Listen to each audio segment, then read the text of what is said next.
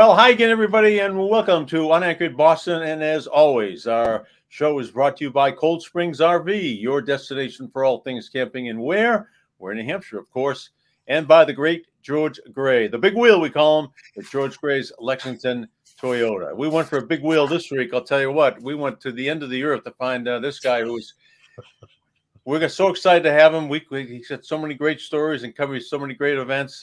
Kevin Paul Dupont of the Boston Globe, and Bob Lobel always handles the intros, Dupes. So here's Lobie to present you to everybody. Okay. Well, thanks a lot, Lynchy, and welcome, Dupes. Nice to have you here, buddy. Nice to be here. Thank you. Yeah, end of the world, which was right next to the bottom of the barrel. So, well, you've reached it today. I'll tell you that. Congratulations! You finally made it to the bottom of the barrel. I just want people to know you grew up in Bedford, and Bedford Athletic Hall of Fame, and you are the hockey beat writer, basically columnist for the Ball. You are everything hockey for the Globe, and there's no doubt about it. Your skills in writing, and one of the part of the stable of the great Globe writers over the years, and you do it better than anybody. And I just want to. We're going to talk about other things besides the Bruins and hockey. So, I'm going to get your opinion on the Red Sox and Patriots and everything else that's going on, swirling around New England these days. I'll probably just be doing a lot of nodding at that point, but that's okay. No, I don't think so. This is all about when we're at the bottom of the barrel, you got to give your opinions because it's great being with you guys. So thank you very much. Yeah, I know. I'm sure it's quite an honor for you. It's a pleasure. I remember watching you growing up. It was shut up. That is really not the answer we were looking for. Plus, Lynchy, this is the 40th anniversary of Harvard, Yale, MIT balloon. I just want to point that out. And it happened at the stadium. Yeah, and I bet you get the video of it, too, before we talk hockey. Yeah, we do, but we can get it later. We'll get to it. Okay. All right. No, but Dupes, you were working for the New York Times at that time, right? You were yeah, and I got to say, I mean, I'm sort of eager to see this. I probably did at the time, but it's sort of in the fog of journalism, I guess, for me. So I'll be eager to give it a look. But that was the year I left in early of 83, and I didn't come back till just around 85, 86. Speaking of the fog of journalism, O'Shaughnessy did a great column about, things that you may not remember now growing up, like the MIT balloon or 6 Men on the Ice. He didn't have that on. Right. I don't think he had Smoots, right? Did not have Smoots. And no Smoots. You're absolutely right. That is a really good one because the fact that you just mentioned that creates this whole memory of MIT and what they did to measure the distance across the bridge, the Mass Avenue Bridge. You're saying, Lobel, you're crazy. And Lynch's got that look on his face like, yeah, what are you talking about, idiot?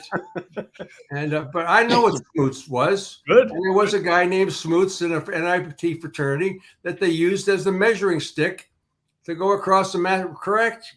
Yeah, as I remember, he was height challenged. So they took old Smoot himself, put him down, and they would draw a line. I don't know if they actually asked him to hit the ground every 5.5 feet, but that's how they measured it. So if you went to the bridge, you could see lines of Smoot. It's true. How long did it take them? Only they'd be bright enough to know. I know. Yeah. Well, you know what? Since you're talking about this balloon, Bob, I know that Jim McKeelan has it. Let's roll up the video of the. Okay, this was the MIT. Okay, you set the stage, Lynchy, because you went to Harvard and you were the guys that were humiliated by MIT. Humiliated. We were. Watch this. Suddenly it happened. A balloon with MIT written all over it popped out of the turf at the 46-yard line. And grew, and grew, and grew. First Saturday, and the fun was just beginning, so were the questions. The questions of why, who, and how. All answered here tonight at Delta Kappa Epsilon at MIT.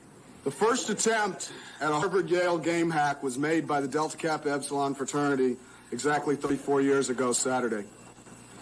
The machine was built by alumni over the past several years. And so it all came out, the questions answered. A Freon-driven hydraulic press and a vacuum cleaner motor were used to inflate the balloon. The machine was implanted, and 8 trips to the field were made between the hours of 1:30 and 5 a.m. Security patterns were established every evening. Wire was laid in during 2 to 3 weeks. The machine was laid in Tuesday, November 16th, the week of the game. Power was drawn from an isolated stadium circuit which controlled only the field irrigation system. Safety was ensured for all people involved at all times. But how do we know it was you? I mean, why wasn't it Phi Gamma Delta or somebody like that? Because nobody else has this information except for us, now you. Okay, we believe. Delta Kappa Epsilon of MIT built, plotted, buried, and triggered the balloon hard on Saturday, pulling off the greatest hack in Harvard, Yale, MIT history.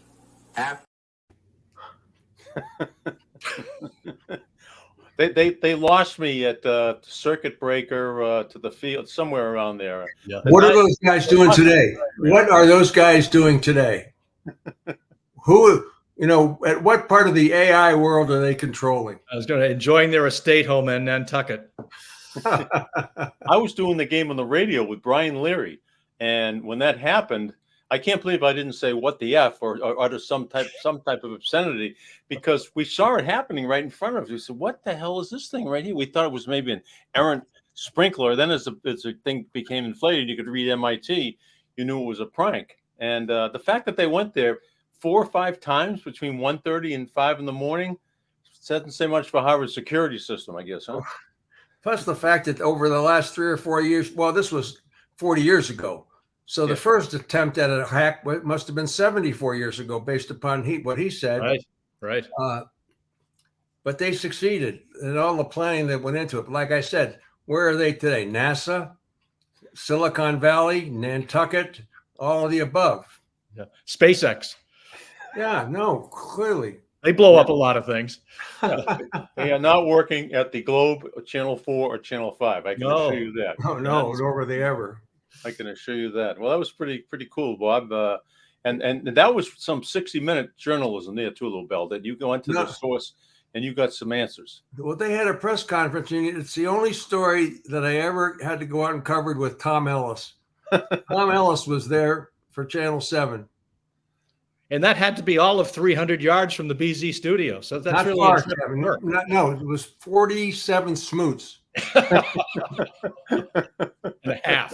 47 and a half. As we talk here, Kevin and Lynch, if you come up with anything else in Shaughnessy, things like the MIT balloon, too many men on the ice, and smooths, feel free to drop them in. Things that people forget that were part of our, as we go along here. But let's get right to let's talk about the Bruins and what they're facing now. Mike, I'll let you handle this. Well, this is one of those stories, Dupes, that I know you hate to write because personally we all like Milan Lucic. We don't like what happened, and we don't like what the end result is going to be. And you had a great piece in Wednesday's Globe. And why don't you just take it from here, Dupes? What you know, how you feel, and what you wrote, and you were right in what you wrote.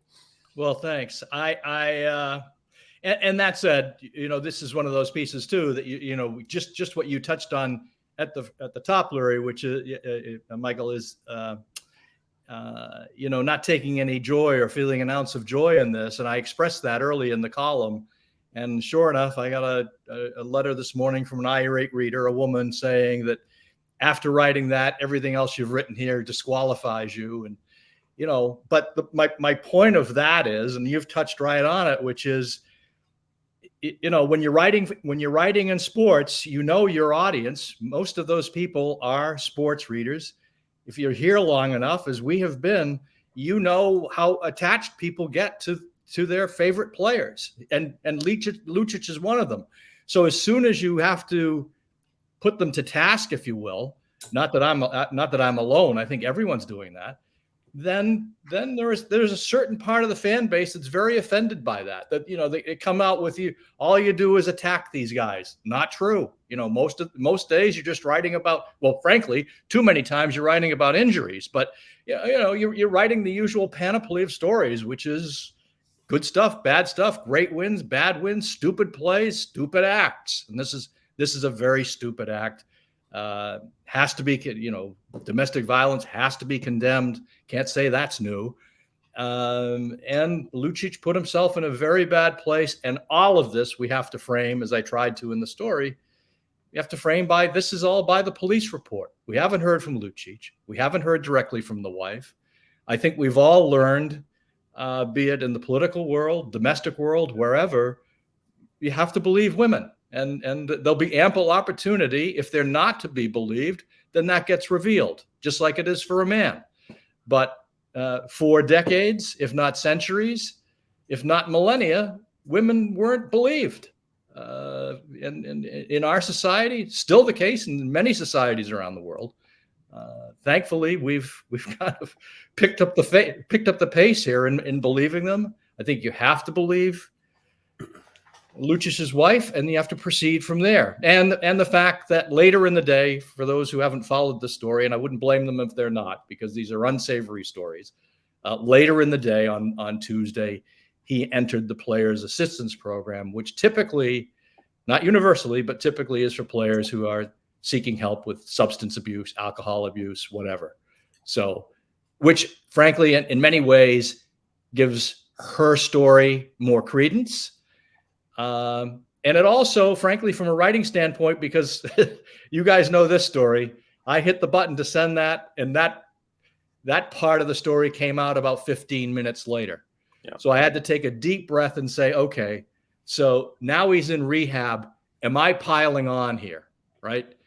Here's a guy at his lowest of lows, family frightened, wife frightened, who knows how the kids are feeling. Now he's in rehab. And then I came to peace with it, saying, doesn't make it go away. Doesn't make these facts go away. I hope if that's why he's going, that ultimately he finds peace, they find peace, and they're able to continue. Duke, you called for the Bruins to part ways with Milan Lucic. Do you feel that the NHL should part ways with him permanently? Well, he'll certainly be subject to some discipline here, or a review for discipline. And again, these are hard decisions. But politically, I can't believe he can survive it. And let's face it, let's be honest here. If this was Milan Lucic 10 years earlier, very much in his prime, not only in terms of career, but earning power, all of that, I think the league and any team would have a harder time. That's not fair either, but that's just the reality of sports. I think it's the reality of the workplace. But I think Lynchy, he's an easy out for them. Just say, listen, he's at the end of his career. It's a stupid act. Why suffer it? He's made $72 million. And I'm not trying to balance out or justify any of it. I'm just trying to frame how I think it'll be seen by teams and the league. And basically he'll be asked to go away. Well, it seems likely that he will not play again. I mean, that's basically what you're saying. But how do you? I mean, you're right. And if it was another time and another place in his career, maybe things would be different. But that may not be any right. And there's just so many questions that come to mind. How do you? Again, it's the endless squaring of the violence off the ice versus the violence on the ice. How do you reconcile that? And they say, well, you never know. Hockey players are the greatest players off the ice. They're like this. When I heard the story on the radio, two things came to mind. One, it becomes even worse because it's not just a sports story, and now it's in the news. Now it's leading the news. Now it's all over the place. It's not a typical National Hockey League story. No. This is a typical Major League Baseball story, or a National Football League story, or an NBA story. But in the National Hockey League, this is not a typical NHL story. Maybe it is typical. Maybe it happens more often than we're used. It could be. That could be. But you know what I'm raising here. Absolutely. These issues that. So maybe you can just kind of help us see through this maze. Well, there's another aspect to that, as you were talking, that I was thinking about, is also let's say he goes through rehab, he gets together, he's able to explain it as a stupid moment in his life and gets leniency from a team or a league. Well, okay, now he's got to get on the ice. Imagine what he'll be subjected to from the people in the crowd. So there's also that he has to reckon with. This is a very different story. This goes kind of back to the Shaughnessy piece of days of old. But in 1969, there was a very famous or infamous incident here in Boston with the Bruins and the Maple Leafs when Forbes Kennedy went crazy on the ice. He took on basically everybody in the Bruins lineup, including some of his closest pals, because he had played here, and was thrown out of the game. Was still able to play. He was still, you could argue how effective Forbes Kennedy was. But point being, he was subject to meeting Clarence Campbell in the offseason of the next year, and he never bothered. That was it. He didn't want to come back. He didn't want to go through a disciplinary process. This could be somewhat circumstances vastly different here, but it wouldn't surprise me if Lucic were called into the league and says, something, I got to get my life in order. That's far more important here. I know I'd be listening to all this craziness from the stands. Or other players. What about other players? Other players, wives of other players. Of course. It really could be an emotional gauntlet that when you've been through that, who knows how he'll feel when he comes out the other side, provided he does. And again, we're all taking at face value her part of the story, the police interpretation of the moment. At 1 or 2 a.m. on that day. So, and how effective are these programs when you say, okay, just as a perfunctory response, I'm going to enroll in the program to help myself, or that the program that the National Hockey League has set up for none of its players.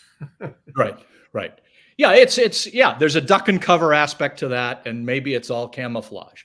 And I guess probably, again, societally, some of the easiest answers to those sorts of questions is, how effective is it? It's effective if the player really wants to make the change.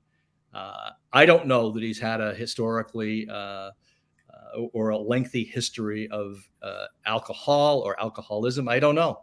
I would have had years ago, this sort of goes off onto a tangent in terms of covering beats. Years ago, when you were much closer to the team day to day, and I mean traveling with the team, staying in the same hotel, being on the bus with them, and that was really kind of the first 20 years of my beat work.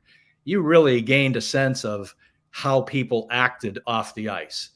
These days, as the beat writer or a columnist, whoever, our exposure to them to deal with these athletes is usually between 8 and 10 minutes a day. In a very confined space, very controlled environment. They open up the room, they bring out a player for everybody to talk to at the same time. That player goes away, they bring him back. And I know if you're listening to that, I suppose as the fan, you're saying, well, boo-hoo. You know what? I'll make work whatever is there. But in terms of really getting your fingers into the dirt and understanding how people think and act and who they are and getting a sense of their personality, it's almost impossible now. So I can't sit here, even though I dealt with Lucic before he came to Boston as an 18-year-old. After they drafted him, I spoke, I remember a lengthy interview with him. Couldn't have been a nicer kid, that sort of 18-year-old gee whiz. And, he was different. He's a very bright guy.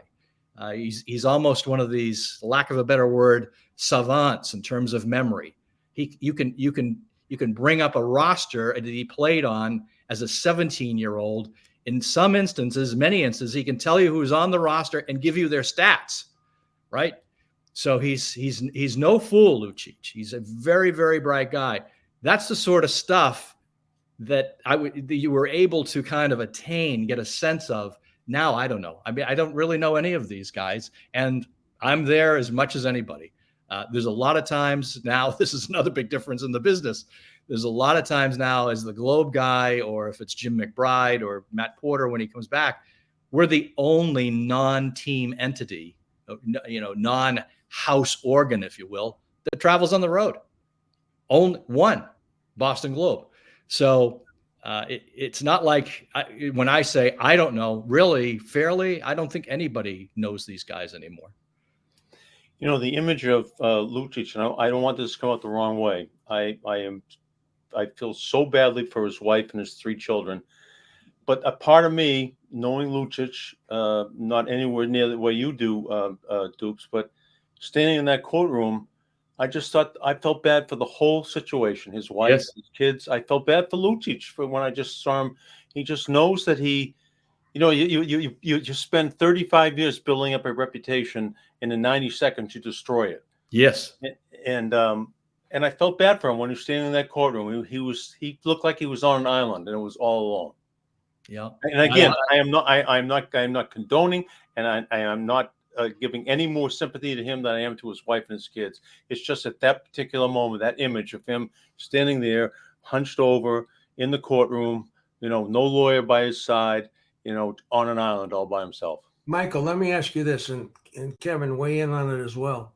What is it about sports, especially, well, I say especially here in Boston, that's not necessarily true. Strike that from the question.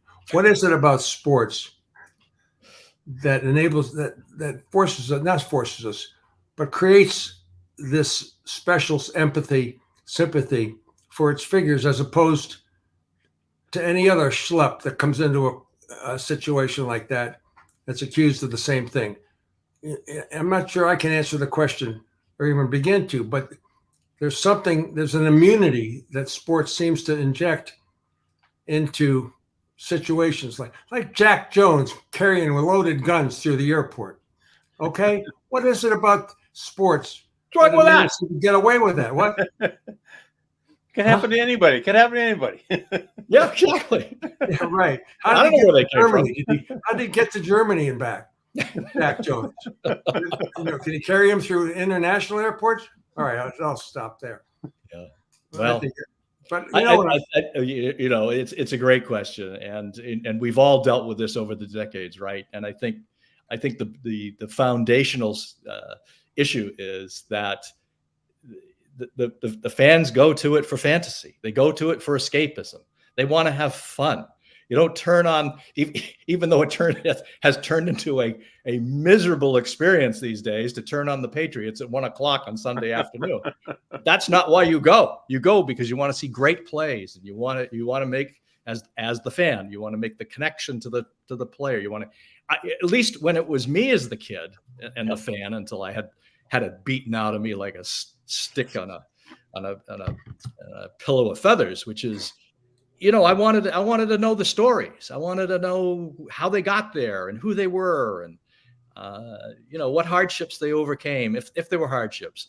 Were they very bright people? Were they not bright at all? The Marvin Hagler story about growing up in Newark and his mother hiding him under the bed when bullets were flying through the window. I mean, those are great. I mean, that's sad, I realize, but those are great stories. Yep. So if you're in this for storytelling, as we all were, to varying degrees, we were in it for, news of the moment, storytelling, features, Lynchy with the, all those years with the schoolboy stuff. I mean, that's the yarn we go for. So the fans are in it for the same thing. They're removed from it. They don't want, I don't think most of them, they don't want those lightning bolts of reality coming into across their screen or across their newspapers.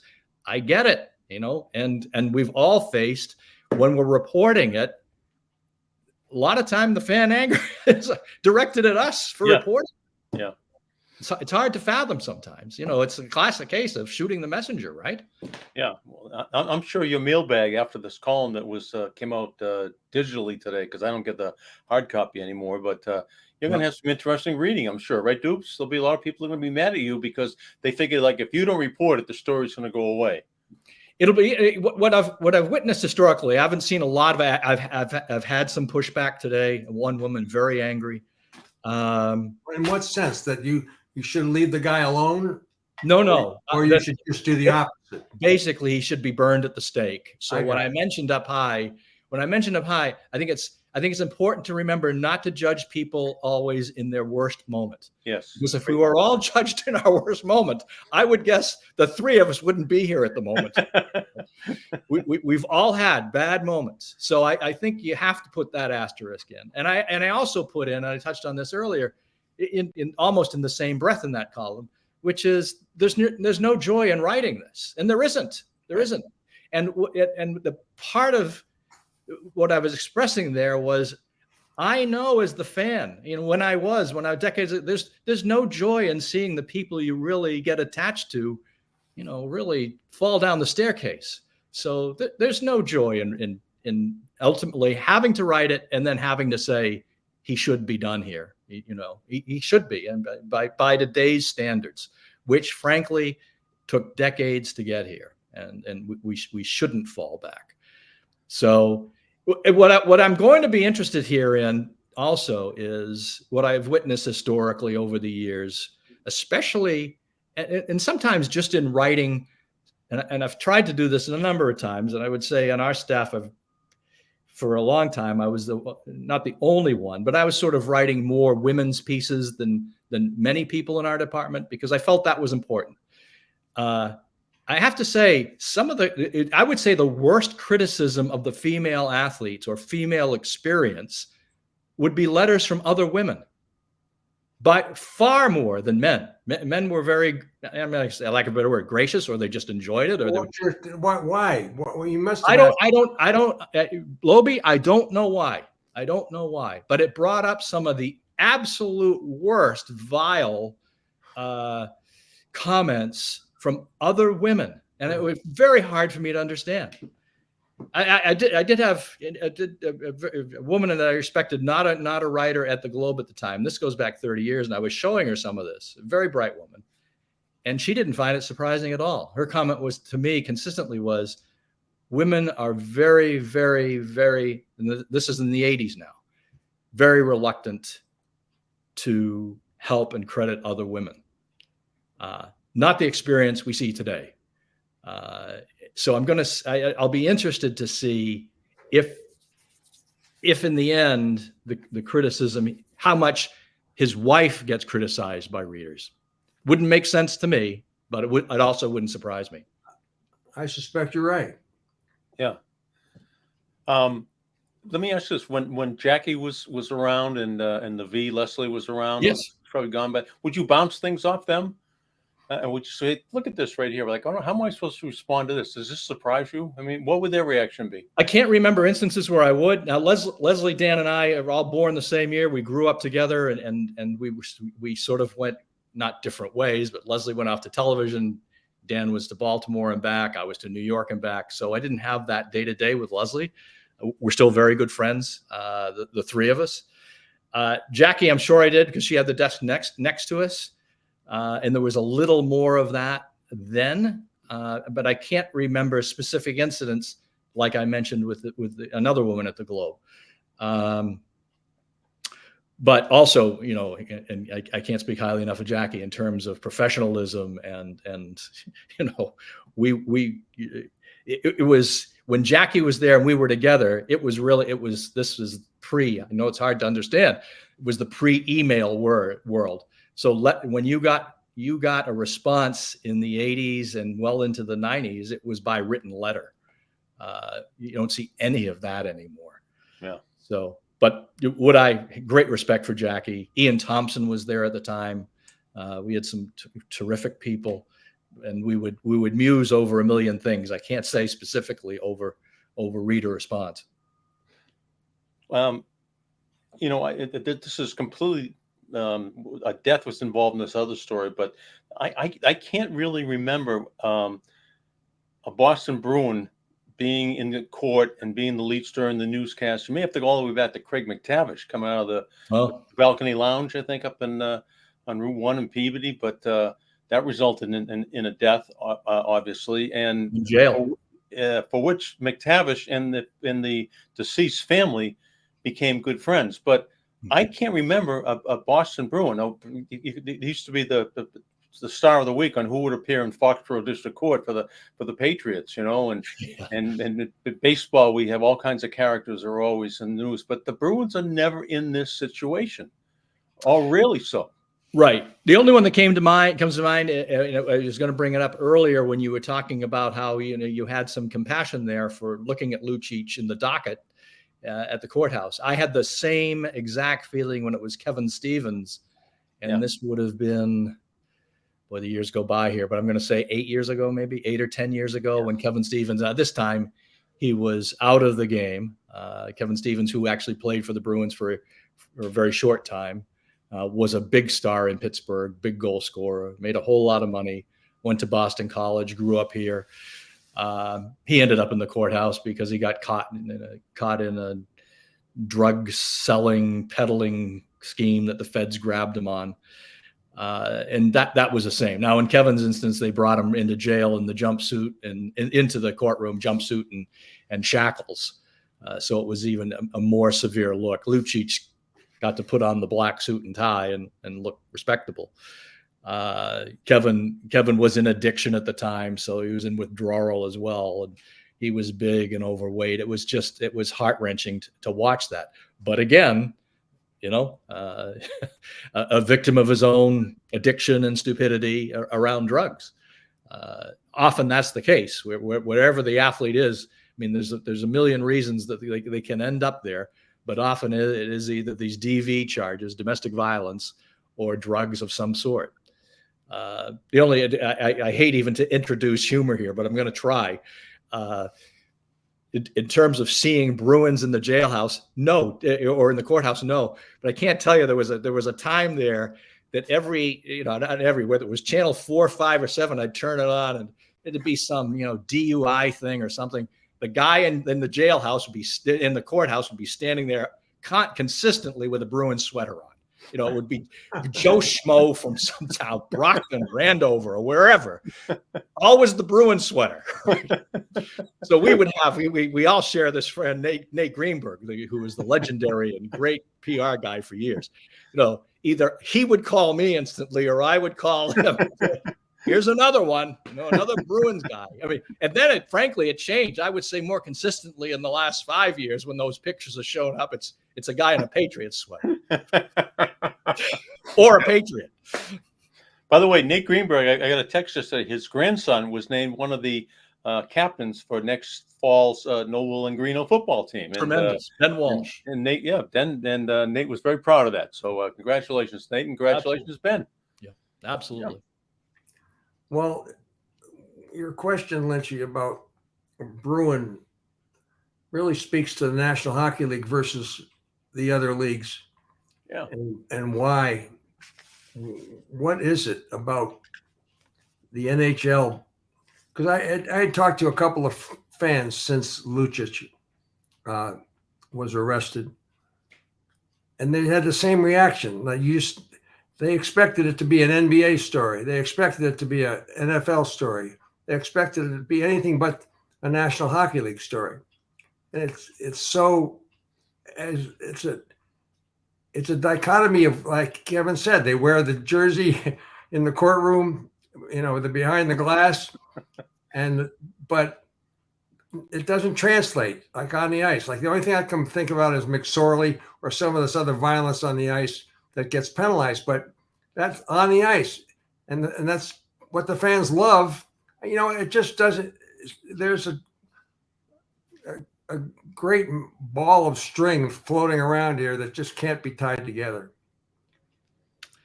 Yeah, I think and of course, having watched, I've watched and covered the National Hockey League since it was really an all Canadian boys club.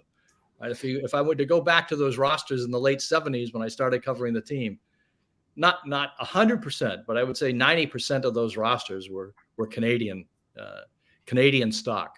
That's changed dramatically here over the 40 plus years.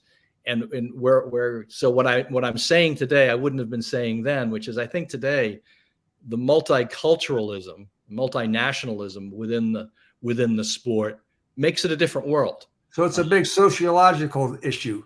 Well, yeah, I think there's, you get very different. The Swedes are different than the Finns. The Russians are different than all of them. You're right. I mean, they're all. It's such a on most rosters you see now, and the attitude and culture of a team really is that melting pot. So I think that variation, and sometimes you see that. It can be cliquey too, that the Swedes stick together or the Russians. Those damn Americans have infiltrated the National Hockey League, so Yeah. they screwed it up. We've screwed it up for everybody. Right, and that all our bad habits. as you guys recall, that was unique at the time in the 70s to have Bobby Miller and as part of the Bruins, and then of course the whole explosion in 1980 because the Yanks won at Lake Placid.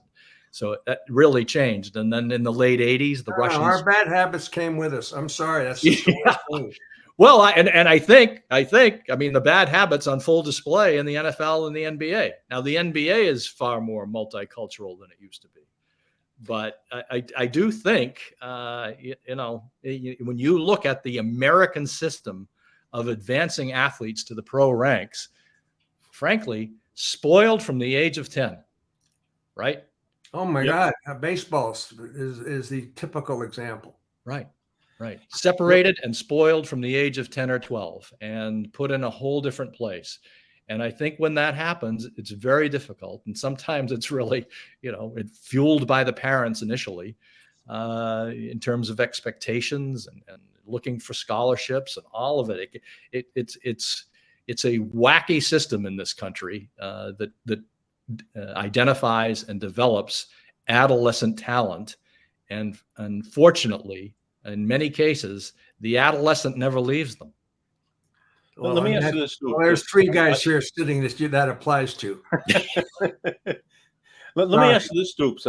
I came away with a completely different view of Canadians in the 16 days I spent in Calgary at the '88 Olympics.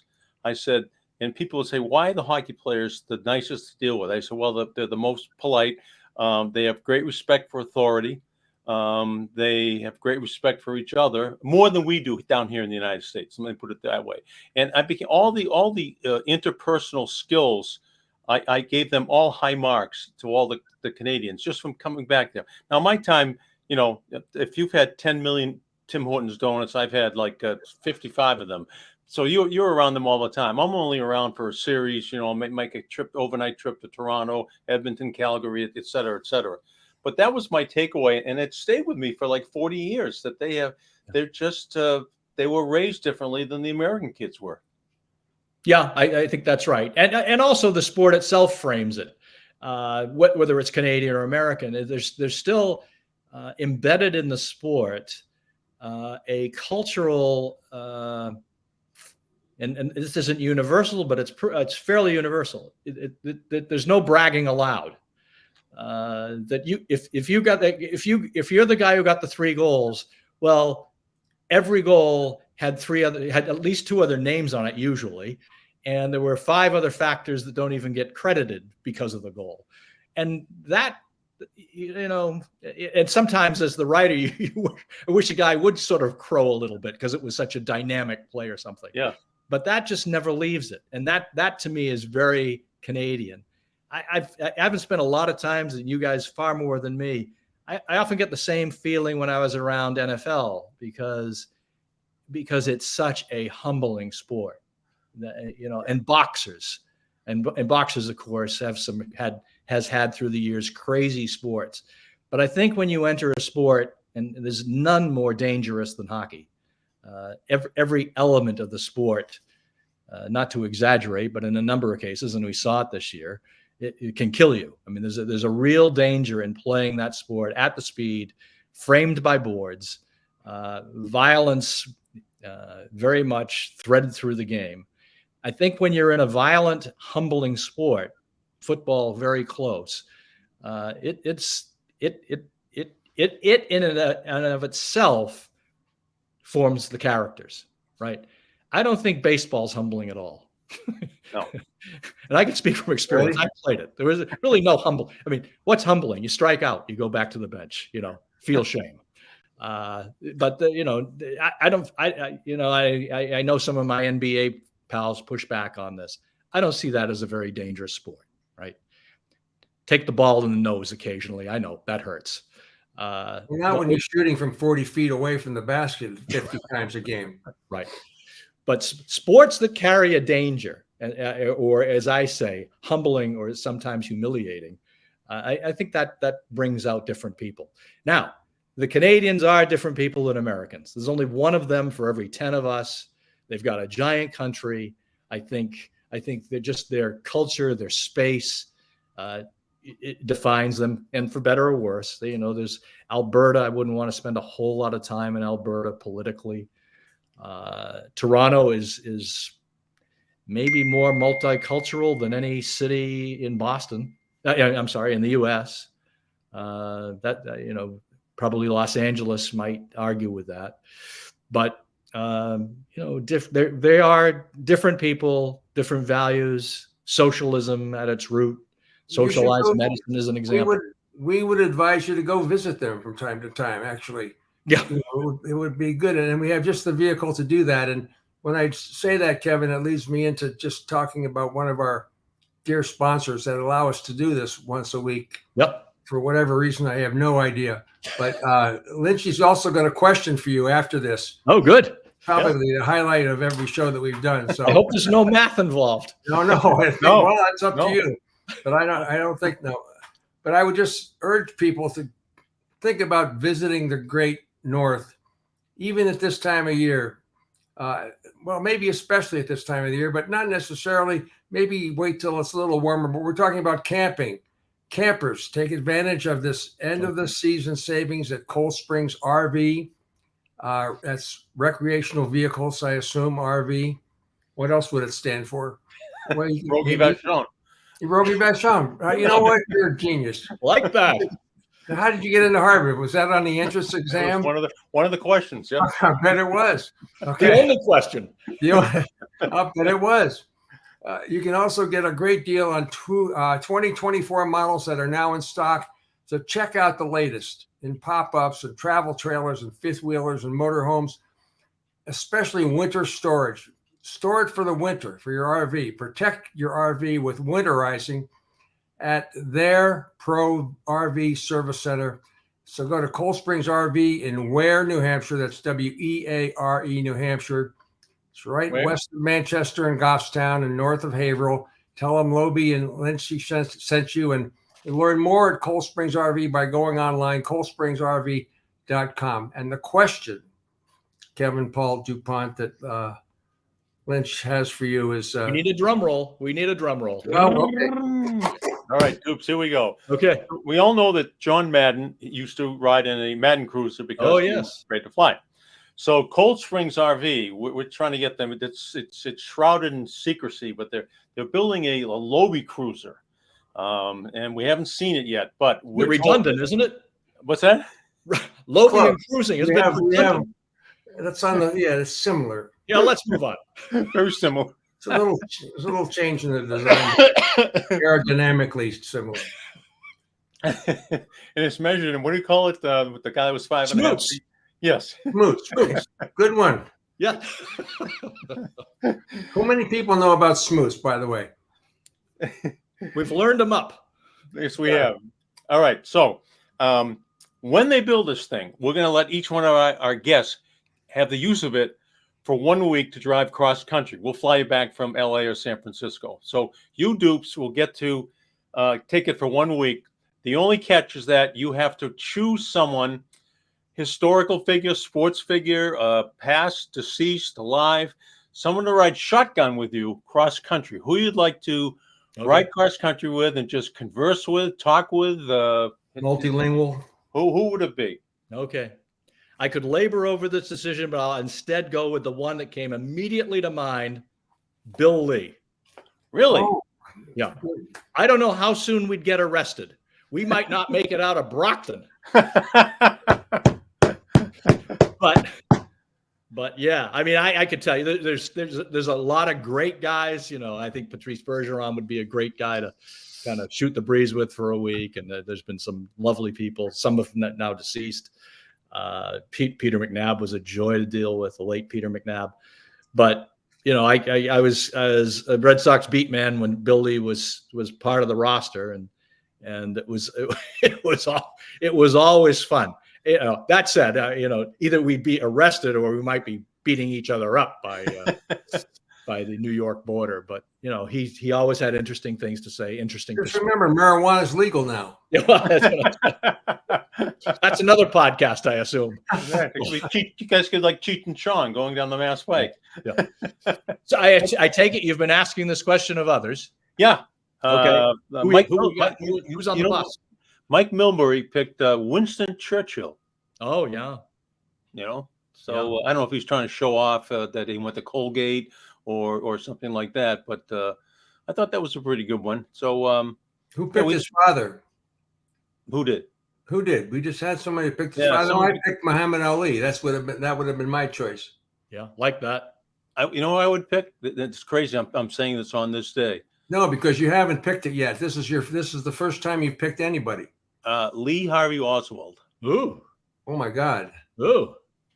Wow. That's an interesting choice. How would that be? And ironically, on November 20th, it's 60th anniversary right here today.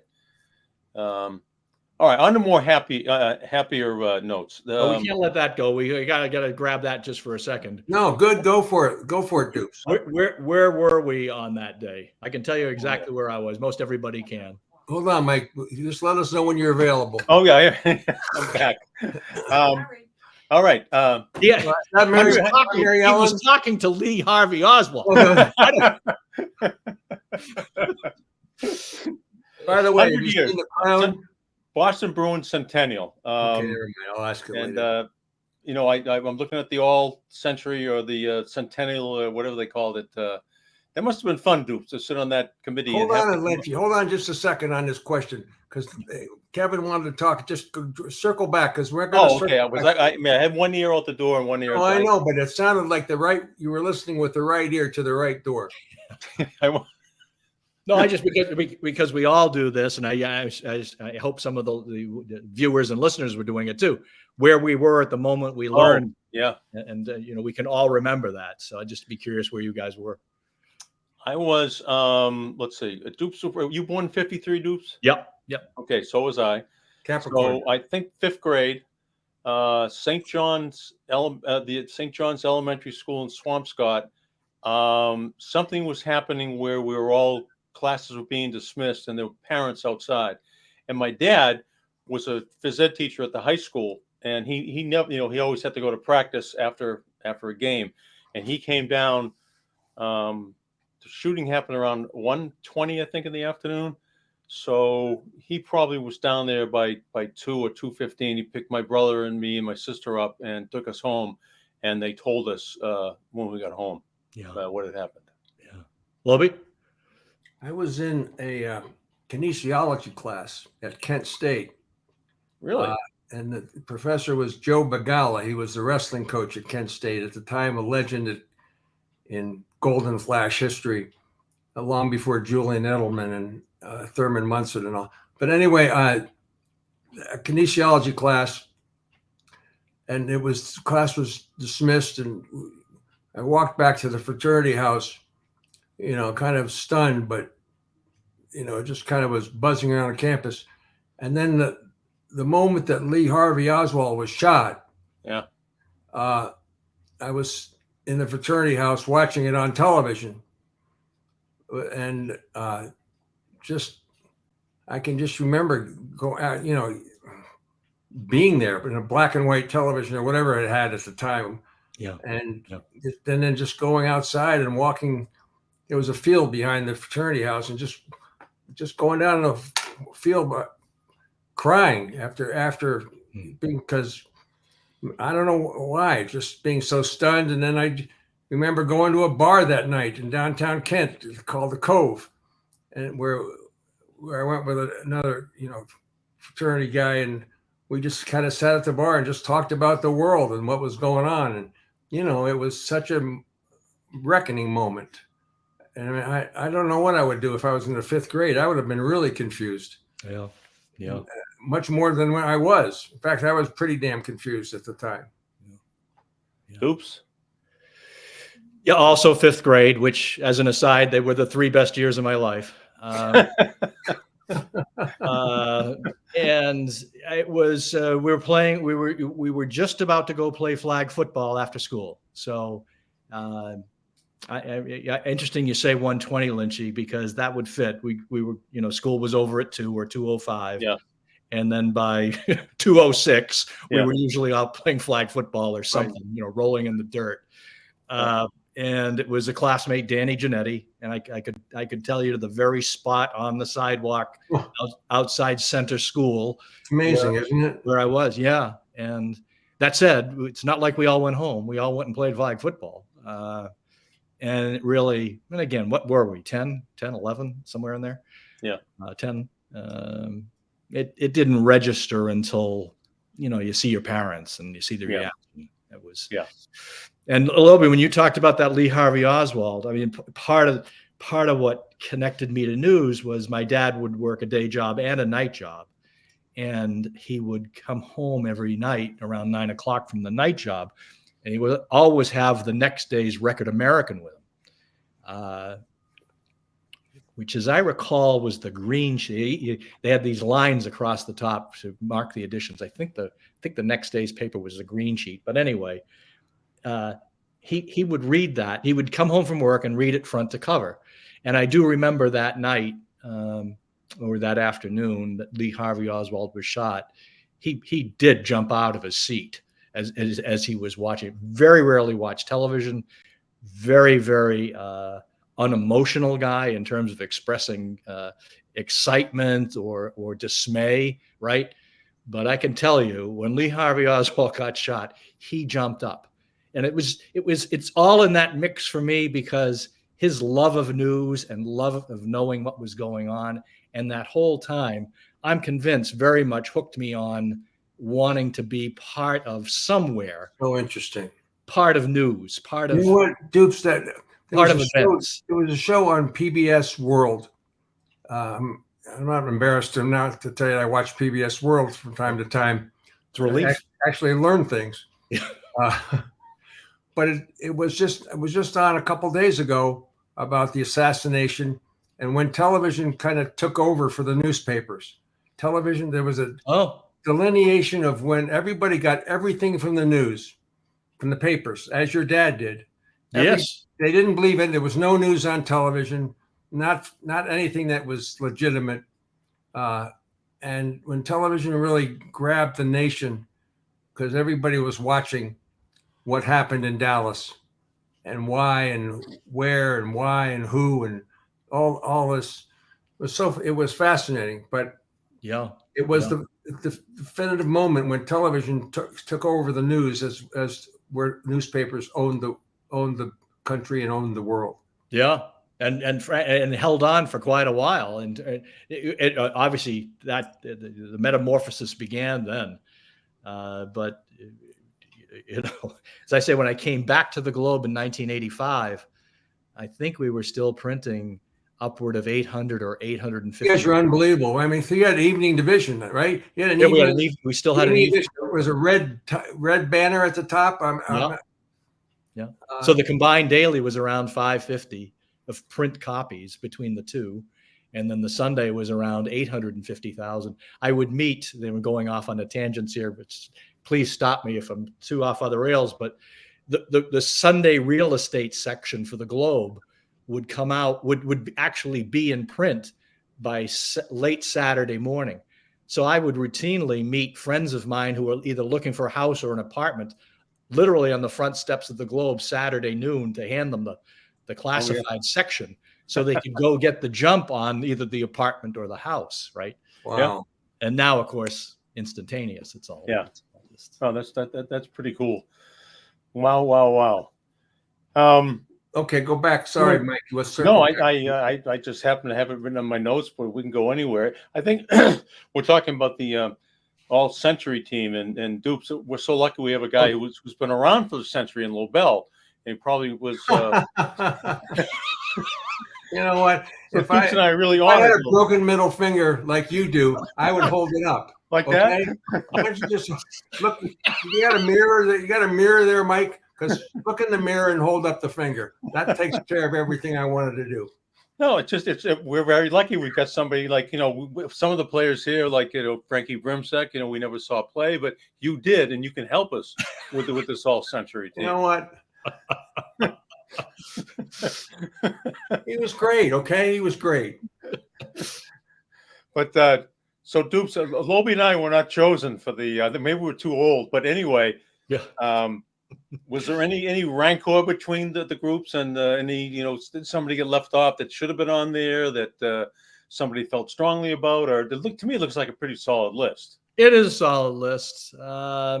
There was, I would say, just in general terms here, because I think some people on the panel might be offended if I dial down too specifically. But I think in general, there was, for those of us, I would say, in the 45 plus group, and I'm well into that group, there was probably a little too much recency factor in terms of some of the names on there.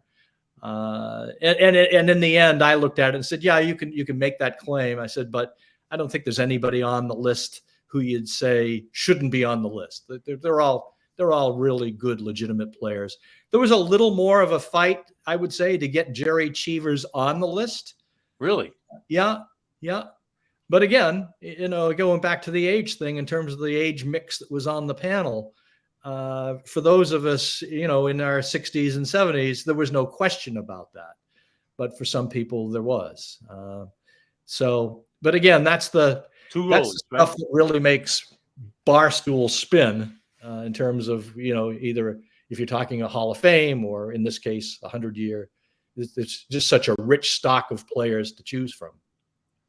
When you said that there was they just want to have Brimsek only, and there was a dispute to try to get Cheevers as a backup goalie on, or somebody else. There was a very strong, from a record standpoint, it's legit. There was a very strong contingent that wanted Tuukka. Now, Tuukka didn't win a cup, got close. Yep. Cheevers won 2, and arguably with the greatest teams they've ever had. Was the money goalie. Make that argument. Well, you could make it because he holds the record for franchise wins. So, yeah, but there's so, never mind. I know. And again, that got into the recency factor. Part of me felt like, what are we talking about here? Right. Of course. Cheevers. But, there's also, and I'm not of this world, and I think you guys have seen this to varying degrees. I watch baseball now, or I read baseball. Honestly, I don't know half of the stats they're talking about. I know. I'll get to that. They left me with Smoots. That's when I exited. I mean, in terms of, Well, it wasn't that long ago, dude. I'm going to call you on that one, but it's been in the past 5 years. Oh, more. I'd say more money. I would say at least 10 now. But, really? The things I like, hits, home runs, RBI. Nobody gives a shit about that. Sorry. Nobody cares anymore, right? What is WAR? What's WAR? All of it. And, launch angle and velocity and spin rate on the curveball. And okay. Now, I will contend, because I've seen a lot of this in hockey too. A lot of it is driven by the fact, going back to something I was talking about earlier in the show, lack of access. If you don't actually have the athletes to talk to, and they're going to keep them from you, what are you left to talk about? You're left to talk about numbers and performance. And you can make just about anything, as we well know. You can just about make any case out of any numbers you want to. And if they're legitimate numbers, and, yes, what I find about the numbers are, in a good story that I care to read, they're a paragraph. Or they're, from the world you guys come from, they're a quick sentence along the way. Yeah. But I really don't think, man, I could be wrong here. I can't imagine fans sitting at home talking about WAR, right? Wins over the one you're thinking about. Yeah, no, it's just so there you go. I mean, why Tuukka? Because you can look at his numbers. His save percentage, his goals against average, his lifetime wins. And I suppose any player who has the most. I can make a better argument for Tim Thomas. Yes, and then there was a very strong. That was another one. Yes, yeah. So I mean, I don't remember anybody having a greater athletic 3 weeks than Tim Thomas had here in Boston. Right. In any sport. Right. And, Conn Smythe winner for MVP of those playoffs, the single biggest reason they won in 2011, absolutely. But Tim Thomas overachievers, no, not for me. Well, that's different. I mean, no, I agree with you. It doesn't mean he shouldn't have been on there. Right. Right. I'm looking for. Was there a coach on here? No, there wasn't. And that's too bad. And I think in that context, I'm glad you bring that up, Lynchy. Thus far from what we've seen, Harry Sinden hasn't been given enough of a profile or credit for his times as coach. I think he was a tremendous coach, and his time as a general manager. You can, as we know, that whole era that Harry. When are you going to get a sniper, Harry? When are you going to put us over the edge? All of that, But boy, those teams were entertaining. Man, oh man, oh man. They were. You go through those. Where does hockey fit into the cultural aspect around here? Where does it? It's not always been the number one sport, but it seems to have the Really most strong. loyal fans. Oh, Where does, Yeah. in your mind, in the sociological spectrum of, where football has its own place, baseball had its own place, Yeah. basketball seems to somehow have its own place, but hockey is different for some. Yeah, very different. And I think probably the place to talk about that or begin that conversation is those early 60s Bruins or the pre-Orr Bruins from late 50s to mid 60s to his arrival in the fall of 66. They were dreadful teams, right, in terms of performance and record.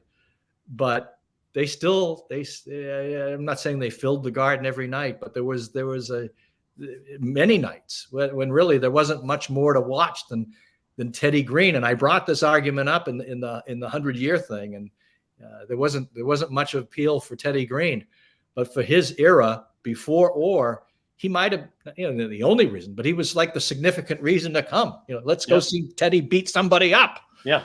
Terrible Teddy Green. I mean, there was always that framing. The working class guy followed the Bruins. Of course, everything was cheap to go to, but you could be a middle class guy, go to the games. In some cases, you could own a season ticket. All of that, and they were the two oldest teams in town, the Red Sox and the Bruins. By comparison, the Celtics are fairly new. Patriots are very new. So what I find is they're extremely loyal. They historically have stayed with the product. When it got up to the point where they drafted Joe Thornton #1, the place was getting a bit thin in terms of attendance because there was, but it's easier to not easier, but it's easier to understand now why people stay away because the prices are typically far beyond the middle class guy. It's a very expensive sport to go, and they all are, as we know. Fenway the same. Gillette's unique in my mind in that, it won't surprise me if we see crowds of 30,000 there and soon if they don't go, because it's such an unappealing place to get to. I know it's a neat place inside. It's got all the bells and whistles you want and comfort. But boy, it's an easy place to say, something, I'll watch it on TV. I mean, it's a trek out there.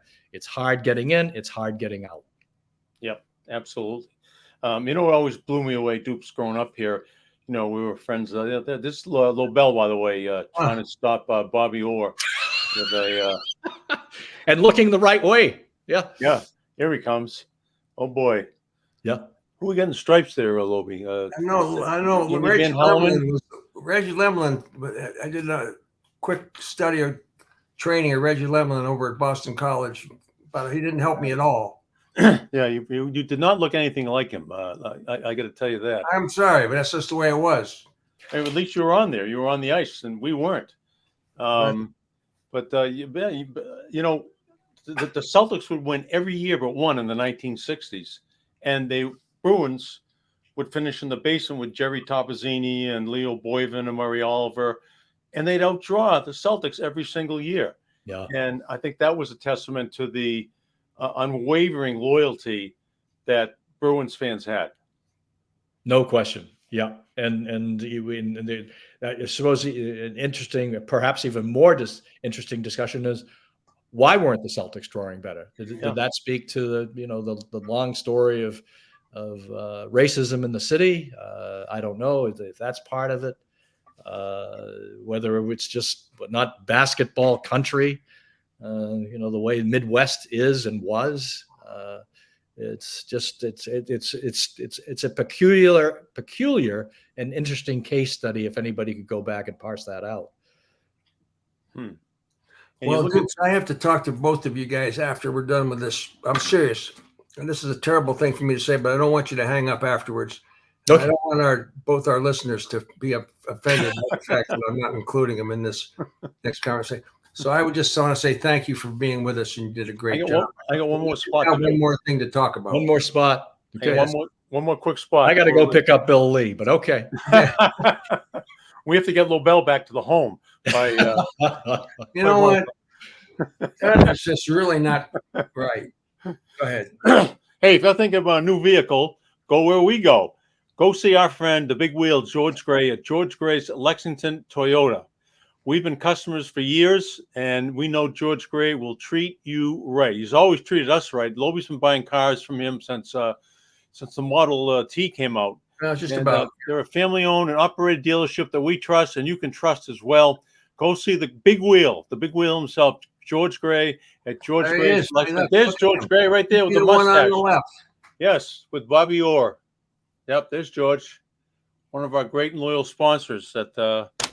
And he's not as old as Lobie, but he's up there. What is with you today? I don't know. It's Thanksgiving, I get it. Sorry. Must be the finger. Yeah. Yes. What a great finger to break, huh? Harvey Oswald.